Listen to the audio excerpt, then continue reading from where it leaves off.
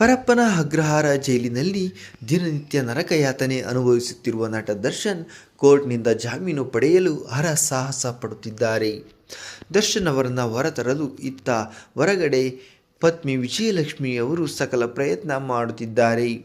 ಈಗಾಗಲೇ ಸುಪ್ರೀಂ ಕೋರ್ಟ್ಗೆ ಜಾಮೀನು ಅರ್ಜಿ ಸಲ್ಲಿಸಿದ್ದು, ಅರ್ಜಿಯ ವಿಚಾರಣೆ ಮುಂದಿನ ವಾರ ನಡೆಯಲಿದೆ.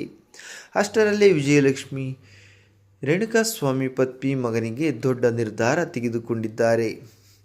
ನಿಮಗೆಲ್ಲ ಗೊತ್ತಿರುವಂತೆ ಪವಿತ್ರ ಗೌಡಗೆ ಅಶ್ಲೀಲ ಮೆಸೇಜ್ ಮಾಡಿ ರೇಣುಕಾಸ್ವಾಮಿ ತಪ್ಪು ಮಾಡಿದ್ದರೂ ಕೂಡ ರೇಣುಕಾಸ್ವಾಮಿ ಅವರ ಮಗು ಹಾಗೂ ಪತ್ನಿ ಯಾವ ತಪ್ಪು ಮಾಡದೆ ಶಿಕ್ಷೆ ಅನುಭವಿಸುತ್ತಿದ್ದಾರೆ ಎನ್ನುವಂತಹ ಒಳ್ಳೆಯ ಭಾವನೆಯಿಂದ ದರ್ಶನ್ ಪತ್ನಿ ವಿಜಯಲಕ್ಷ್ಮಿ ಅವರು ರೇಣುಕಾಸ್ವಾಮಿ ಪತ್ನಿ ಹಾಗೂ ತಂದೆ ತಾಯಿಯನ್ನು ಭೇಟಿ ಮಾಡಿ ಪುಟ್ಟ ಮಗುವಿನ ಭವಿಷ್ಯಕ್ಕಾಗಿ ದೊಡ್ಡ ಸಹಾಯ ಮಾಡಲಿದ್ದಾರೆ ಎನ್ನುವ ಸುದ್ದಿ ಹರಿದಾಡುತ್ತಿದೆ.